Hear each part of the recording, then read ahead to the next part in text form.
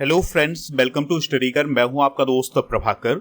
आज के इस महत्वपूर्ण लेक्चर में हम आपके साथ डिस्कस करने वाले हैं 19 दिसंबर 2023 के मोस्ट इंपॉर्टेंट करंट अफेयर्स के क्वेश्चन। तो आप इस पूरे लेक्चर को बहुत ही ध्यान से लास्ट तक जोड़ देखिएगा।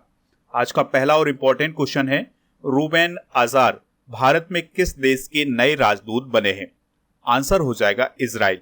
तो दोस्तों, रूबेन अज़ार भारत में इजराइल के राजदूत के रूप में काम करेंगे। इसके अलावा वो श्रीलंका और भूटान में भी इजराइल के राजदूत के रूप में काम करेंगे। इससे पहले रूबेन अज़ार 2014 से 2018 तक अमेरिका में इजराइल के दूतावास में उप राजदूत के रूप में काम कर चुके हैं। दोस्तों, यहां पर बात आई है इजराइल की, तो इजराइल के बारे में कुछ इंपॉर्टेंट पॉइंट डिस्कस कर लेते हैं।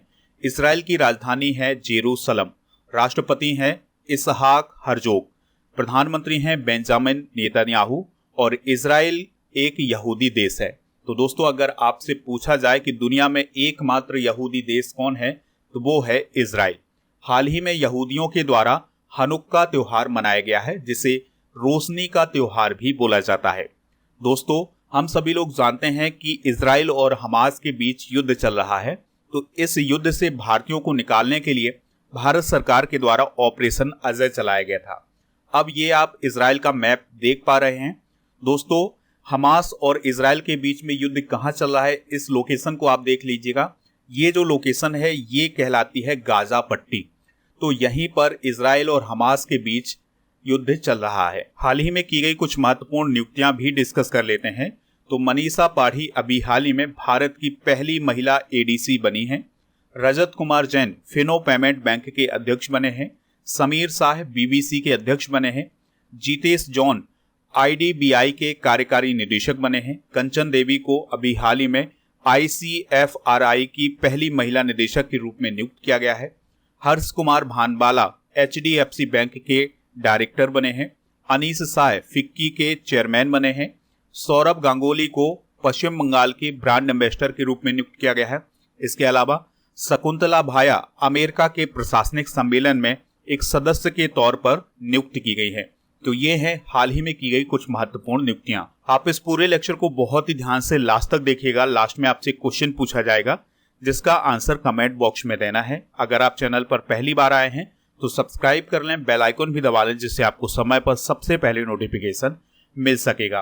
टेलीग्राम पर आप हमसे जुड़ जाइएगा। टेलीग्राम पर आपको सर्च करना है स्टडीकर ऑफिशियल, तो हमारा चैनल मिल जाएगा। वहां से आपको पीडीएफ भी मिल जाएगा। दोस्तों, आप हमारे ऐप को भी डाउनलोड कर लीजिएगा। ऐप का लिंक डिस्क्रिप्शन बॉक्स में दिया गया है। तो ऐप पर आपको ई बुक मिल जाएगी। तो मंथली करंट अफेयर्स की ई बुक के लिए आप ऐप डाउनलोड कर लीजिएगा।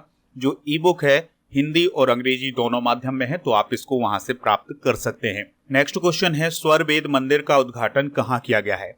आंसर हो जाएगा वाराणसी में। तो दोस्तों, अभी हाल ही में वाराणसी में स्वर वेद मंदिर का उद्घाटन किया गया है। सवाल आता है कि इसका उद्घाटन किसने किया है? तो प्रधानमंत्री नरेंद्र मोदी ने इसका उद्घाटन किया है। अगर हम वाराणसी में इसकी एग्जैक्ट लोकेशन की बात करें तो यह चौबेपुर इलाके के उमरहा में स्थित है। तो दोस्तों, स्वरवेद मंदिर कहां पर बनाया गया है? तो ये वाराणसी में बनाया गया है। विहंगम योग संस्थान के प्रणेता रहे हैं संत सदाफल महाराज जी, तो उनकी ओर से इस मंदिर का निर्माण कराया गया है। दोस्तों, इस मंदिर में 20,000 लोग एक साथ योग और ध्यान कर सकते हैं। तो काफी बड़ा मंदिर है ये, और यह मंदिर 64,000 वर्ग फीट में बना हुआ है। इसकी ऊंचाई 180 फीट है। अब हम कला और संस्कृति से रिलेटेड कुछ इंपॉर्टेंट करंट अफेयर्स डिस्कस कर लेते हैं। तो फ्रांस के सेरगी शहर में तमिल कवि तिरुवल्लुवर की प्रतिमा का अभी हाल ही में अनावरण किया गया है। 34वां अंतर्राष्ट्रीय कोणार्क नृत्य महोत्सव ओडिशा के पुरी में आयोजित किया गया है। राजगीर महोत्सव बिहार राज्य में मनाया गया है। कंबोडिया का अंकोर वाट दुनिया का 8वां अजूबा बना है। ये जो आप मंदिर देख पा रहे हैं, ये है कंबोडिया का अंकोर वाट मंदिर। मणिपुर की कैपिटल इम्फाल में मेरा हो चोंगबा उत्सव अभी हाल ही में मनाया गया है। नागालैंड में हॉर्नबिल फेस्टिवल मनाया गया है। काठमांडू कलिंग साहित्य महोत्सव का आयोजन नेपाल के ललितपुर में किया गया है। तो ये हैं कला और संस्कृति से रिलेटेड कुछ इंपॉर्टेंट करंट अफेयर्स। बात आई थी मंदिर की, तो कुछ प्रमुख मंदिर डिस्कस कर लेते हैं जो कि आपके एग्जाम के लिए जरूरी है। जैसे विरूपाक्ष मंदिर हम्पी कर्नाटक में है। मीनाक्षी मंदिर मदुरै तमिलनाडु में है। रामनाथ स्वामी मंदिर रामेश्वरम द्वीप तमिलनाडु में है। सुचिंद्रम मंदिर कन्याकुमारी तमिलनाडु में है। बृहदेश्वर मंदिर तंजावुर तमिलनाडु में है। दोस्तों ये जो आप मंदिर देख पा रहे हैं यही है तंजावुर का बृहदेश्वर मंदिर। ऐरवतेश्वर मंदिर है दरसुराम तमिलनाडु में। वेंकटेश्वर मंदिर है तिरुमाला आंध्र प्रदेश में। पद्मनाभ स्वामी मंदिर है केरल में। महाबोधि मंदिर है बिहार में। दोस्तों अब आपको कमेंट बॉक्स में ये बताना है कि होयसला के मंदिर किस राज्य में स्थित हैं, जिन्हें अभी हाल ही में यूनेस्को के द्वारा विश्व धरोहर स्थल घोषित किया गया है। तो आप कमेंट बॉक्स में जरूर बताइएगा। नेक्स्ट क्वेश्चन है खेलो इंडिया पैरा गेम्स 2023 में पहला स्थान किसने हासिल किया है? आंसर हो जाएगा हरियाणा। तो दोस्तों खेलो इंडिया पैरा गेम्स 2023 में पहला स्थान हरियाणा ने हासिल किया है। तो नई दिल्ली में 10 से 17 दिसंबर तक पहले खेलो इंडिया पैरा गेम्स का आयोजन किया गया है। इसमें देश भर के लगभग 1450 पैरा एथलीटों ने हिस्सा लिया था, यानी जो दिव्यांग एथलीट थे उन्होंने इसमें हिस्सा लिया था। खेलो इंडिया पैरा गेम्स का उद्देश्य देश में जमीनी स्तर पर खेलों को बढ़ावा देना है। शुभंकर क्या था? तो उज्ज्वला इसका शुभंकर था। ये आप देख सकते हैं, ये है उज्ज्वला और यह एक चिड़िया है। दोस्तों ये जो खेलो इंडिया पैरा गेम्स आयोजित किए गए थे दिल्ली में, इसकी थीम थी चैंपियंस बियॉन्ड लिमिट्स। दोस्तों खेलो इंडिया पैरा गेम्स 2023 की मेडल टैली भी डिस्कस कर लेते हैं। तो हरियाणा ने 40 गोल्ड, 39 सिल्वर और 26 ब्रॉन्ज मेडल के साथ कुल 105 मेडल जीते हैं। तो इस प्रकार से हरियाणा पहले स्थान पर है। दूसरे स्थान पर है उत्तर प्रदेश। तो उत्तर प्रदेश ने 25 गोल्ड जीते हैं और कुल 62 मेडल जीते हैं। तमिलनाडु की बात करें तो यह तीसरे स्थान पर है। इसने 20 गोल्ड मेडल जीते हैं और कुल 42 मेडल जीते हैं। गुजरात की बात करें तो गुजरात ने 15 गोल्ड मेडल जीते हैं और कुल 57 मेडल जीते हैं। दोस्तों यहाँ पर आपको कंफ्यूजन हो जाएगी कि गुजरात के ज़्यादा मेडल हैं फिर भी ये नीचे है। तो यहाँ पर आप गोल्ड मेडल को देखिएगा तो गुजरात के 15 गोल्ड मेडल हैं और तमिलनाडु के 20 गोल्ड मेडल हैं। तो इसलिए तमिलनाडु की गुजरात से पहले रैंक है। महाराष्ट्र की अगर हम बात करें तो महाराष्ट्र ने 12 गोल्ड मेडल जीते हैं और कुल 35 मेडल जीते हैं। तो ये मेडल टैली आप नोट कर लीजिएगा। दोस्तों अगर हम खेलो इंडिया की बात करें तो खेलो इंडिया पहल की शुरुआत 2017-18 में की गई थी और जो खेलो इंडिया पहल है इसके अंतर्गत खेलो इंडिया यूथ गेम्स आयोजित किए जाते हैं, खेलो इंडिया यूनिवर्सिटी गेम्स आयोजित किए जाते हैं, खेलो इंडिया विंटर गेम्स आयोजित किए जाते हैं और अब खेलो इंडिया पैरा गेम्स भी आयोजित किए जाते हैं। तो ये खेलो इंडिया पहल की शुरुआत याद रखिएगा 2017-18 में हुई थी। और अगर हम बात करें 2023 के खेलो इंडिया यूथ गेम्स की तो इनका आयोजन मध्य प्रदेश में किया गया था। इसमें पहला स्थान महाराष्ट्र ने हासिल किया था, दूसरा हरियाणा ने और तीसरा स्थान मध्य प्रदेश ने हासिल किया था। नेक्स्ट क्वेश्चन है लॉजिस्टिक्स इंडेक्स चार्ट 2023 का अनावरण किसने किया है? तो ये अनावरण किया है पीयूष गोयल ने। तो दोस्तों केंद्रीय वाणिज्य एवं उद्योग और वस्त्र मंत्री हैं पीयूष गोयल जी। तो उनके द्वारा लॉजिस्टिक्स इंडेक्स चार्ट 2023 को जारी किया गया है। जिस प्रकार से विश्व बैंक के द्वारा लॉजिस्टिक्स प्रदर्शन सूचकांक जारी किया जाता है, उसी प्रकार से भारत सरकार के द्वारा 2018 से लॉजिस्टिक्स इंडेक्स जारी किया जाता है। दोस्तों यह राज्य एवं केंद्र शासित प्रदेश स्तर पर लॉजिस्टिक्स प्रदर्शन में सुधार के बारे में जानकारी प्रदान करता है। दोस्तों यहाँ पर हम समझते हैं कि ये लॉजिस्टिक्स क्या है। तो लॉजिस्टिक्स वह प्रक्रिया है जिसमें कंपनियां उपभोक्ताओं तक सामान पहुंचाने का काम करती हैं, यानी कि जो कंपनियों के द्वारा उपभोक्ताओं तक सामान पहुंचाया जाता है, इस प्रक्रिया को लॉजिस्टिक्स बोला जाता है। तो इस प्रक्रिया में सामग्री को खरीदा जाता है, उसको वितरित किया जाता है, उसकी पैकेजिंग की जाती है और उसकी शिपिंग की जाती है। तो इन सारी प्रक्रियाओं को हम लॉजिस्टिक्स बोलते हैं। दोस्तों सरकार के द्वारा ये जो लॉजिस्टिक्स इंडेक्स चार्ट 2023 जारी किया गया है उसमें राज्यों के प्रदर्शन को भी देख लेते हैं। तो सबसे पहले बात करते हैं तटीय समूह वाले राज्यों की। तटीय समूह राज्यों की बात करें तो इसमें वो राज्य आते हैं जिनकी सीमा समुद्र से लगती है। तो इसमें लक्ष्य प्राप्त करने वाले राज्य हैं, यानी जिन्होंने लॉजिस्टिक्स के क्षेत्र में बेहतरीन प्रदर्शन किया है और लक्ष्य को प्राप्त किया है। तो उसमें पहले स्थान पर है आंध्र प्रदेश, दूसरे पर है गुजरात, तीसरे पर है कर्नाटक और चौथे पर है तमिलनाडु।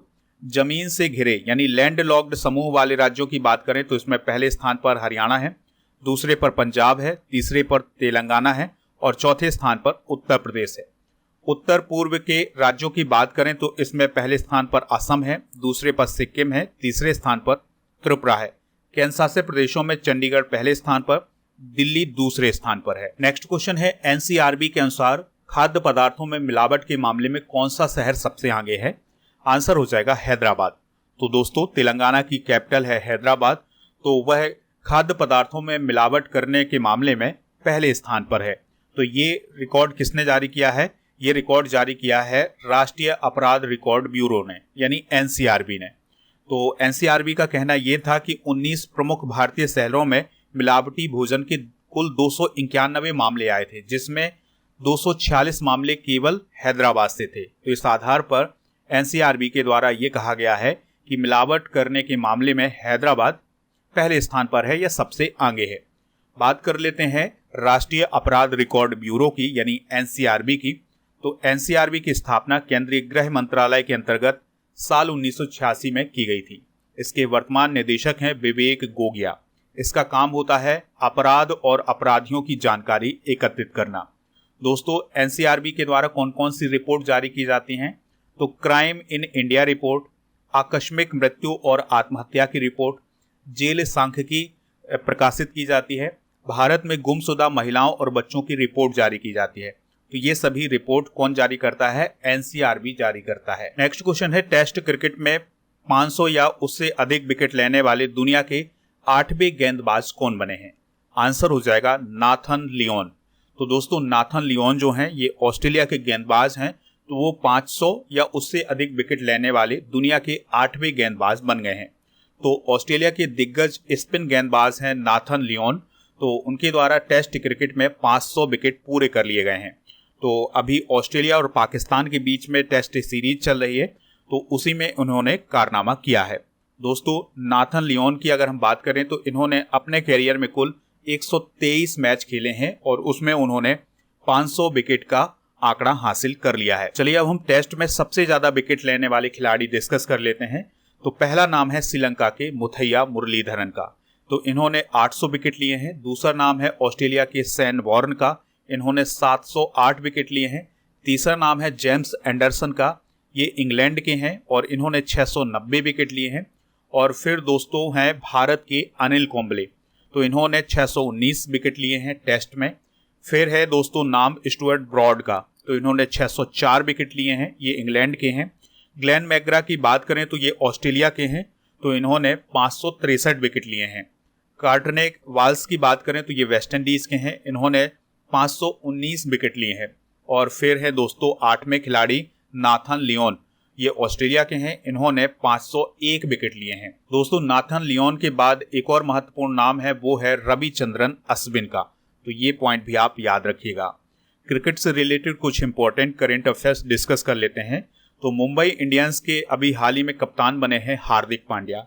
आईपीएल की ब्रांड वैल्यू 10 अरब डॉलर के पार पहुंच गई है। बीसीसीआई की ओर से मोहम्मद शमी को अर्जुन पुरस्कार के लिए नॉमिनेट किया गया है। पाकिस्तान के असद शफीक ने क्रिकेट से संन्यास ले लिया है। ऑस्ट्रेलिया के Travis Head ICC player of the month November 2023 बने हैं। ऋतुराज गायकवाड़ टी20 क्रिकेट में सबसे तेज 4000 रन जड़ने वाले भारतीय बने हैं। वेस्टइंडीज के सैन डॉरिच ने इंटरनेशनल क्रिकेट से अभी हाल ही में संन्यास की घोषणा की है। नेक्स्ट क्वेश्चन है, किस भारतीय ने अंटार्कटिका की सबसे ऊंची चोटी माउंट विंसन पर सफल चढ़ाई की है? आंसर हो जाएगा इसका शेख हसन खान। तो दोस्तों केरल के शेख हसन खान ने अंटार्कटिका की सबसे ऊंची चोटी माउंट विल्सन पर फतह हासिल की है। उनके द्वारा फतह की गई यह 5वीं सबसे ऊंची चोटी है। माउंट विल्सन समुद्र तल से 4892 मीटर यानी 16050 फीट की ऊंचाई पर है। दोस्तों माउंट विल्सन के अलावा शेख हसन खान ने माउंट एवरेस्ट, उत्तरी अमेरिका में माउंट डेनाली, अफ्रीका में माउंट किलिमंजारो और यूरोप में माउंट एल्ब्रस पर भी विजय प्राप्त की है। दोस्तों अब हम सभी महाद्वीपों की सर्वोच्च चोटियां डिस्कस कर लेते हैं। ये आपके एग्जाम के पॉइंट ऑफ व्यू से बहुत ही इंपॉर्टेंट है। तो एशिया की सबसे ऊंची चोटी और दुनिया की सबसे ऊंची चोटी कौन है? माउंट एवरेस्ट, जिसकी ऊंचाई 8848 मीटर है। फिर यूरोप की सबसे ऊंची चोटी है माउंट एल्ब्रुस। उत्तरी अमेरिका की सबसे ऊंची चोटी है माउंट मैकेनले। दक्षिण अमेरिका की सबसे ऊंची चोटी है माउंट एकांगुआ। अफ्रीका की सबसे ऊंची चोटी है माउंट किलिमंजारो। ऑस्ट्रेलिया की सबसे ऊंची चोटी है माउंट कोसी इज्को। अंटार्कटिका की सबसे ऊंची चोटी है विंसन मैसिव। तो ये है दोस्तों सभी महाद्वीपों की सर्वोच्च चोटियां। नेक्स्ट क्वेश्चन है, किस समूह के द्वारा इंडो एशियन न्यूज सर्विस की 50.5% की हिस्सेदारी खरीद ली गई है? आंसर हो जाएगा अडानी ग्रुप। तो दोस्तों अडानी ग्रुप के द्वारा इंडो एशियन न्यूज सर्विस की 50.5% की हिस्सेदारी खरीद ली गई है। बात करें अगर हम अडानी ग्रुप की, तो इसकी स्थापना 1988 में की गई थी। अध्यक्ष गौतम अडानी हैं। अडानी समूह कोयला व्यापार, कोयला खनन, खाद्य तेल तथा बिजली निर्माता कंपनी है। इसका मुख्यालय मुंबई में है। नेक्स्ट क्वेश्चन है, भारत का पहला बोन मैरो ट्रांसप्लांट कहाँ किया गया है? आंसर हो जाएगा दिल्ली में। तो दोस्तों रक्षा मंत्रालय के द्वारा अभी हाल ही में एक जानकारी दी गई है कि दिल्ली कैंट के आर्मी अस्पताल में वहां के डॉक्टरों के द्वारा भारत में पहली बार एक बच्चे के लिए बोन मैरो ट्रांसप्लांट सफलतापूर्वक किया गया है। यहाँ पर आप इस पिक्चर में देख सकते हैं, ये वो बच्चा है जिसके लिए बोन मैरो ट्रांसप्लांट किया गया है। इस बच्चे को इम्यूनो डिफिशियंसी विकार था। दोस्तों बोन मैरो को हम अस्थि मज्जा बोलते हैं। तो यह एक अर्ध ठोस ऊतक होता है। यह हड्डियों के स्पंजी भागों में पाया जाता है। तो पक्षियों और स्तनधारियों में यह नई रक्त कोशिकाओं के उत्पादन का काम करता है। यहाँ पर आप बोन मैरो देख सकते हैं। यह दोस्तों ये हमारे शरीर की एक हड्डी है। तो इसके बीच वाला जो भाग ये आप देख पा रहे हैं, ये है बोन मैरो। तो यहाँ पर हमारी ब्लड सेल्स का निर्माण होता है। चलिए दोस्तों 2023 में प्रथम डिस्कस कर लेते हैं। तो भारत की पहली क्षेत्रीय आर्टिफिशियल न्यूज एंकर का नाम क्या है? लिसा। भारत का पहला वानिकी विश्वविद्यालय तेलंगाना में खोला गया है। हर घर जल प्रमाणन प्राप्त करने वाला पहला राज्य है गोवा। भारत का पहला स्वदेश निर्मित विमान वाहक पोत है INS विक्रांत। गूगल द्वारा यातायात डेटा सार्वजनिक करने वाला पहला शहर है औरंगाबाद। अपनी खुद की इंटरनेट सुविधा वाला पहला राज्य है केरल। भारत की पहली बालिका पंचायत का गठन गुजरात में किया गया है। जैव विविधता रजिस्टर पाने वाला पहला मेट्रो शहर है कोलकाता। देश का पहला ग्रीनफील्ड अनाज आधारित एथेनॉल संयंत्र पूर्णिया बिहार में स्थापित किया गया है। अंतिम क्वेश्चन है आज का, गोवा मुक्ति दिवस कब मनाया जाता है? तो 19 दिसंबर को गोवा मुक्ति दिवस मनाया जाता है। तो दोस्तों हर साल 19 दिसंबर को गोवा मुक्ति दिवस मनाया जाता है, क्योंकि 19 दिसंबर 1961 को भारतीय सेना के द्वारा गोवा को पुर्तगाल के 450 वर्षों के शासन से मुक्त कराया गया था। यहाँ पर आप इंडिया का मैप देख पा रहे हैं।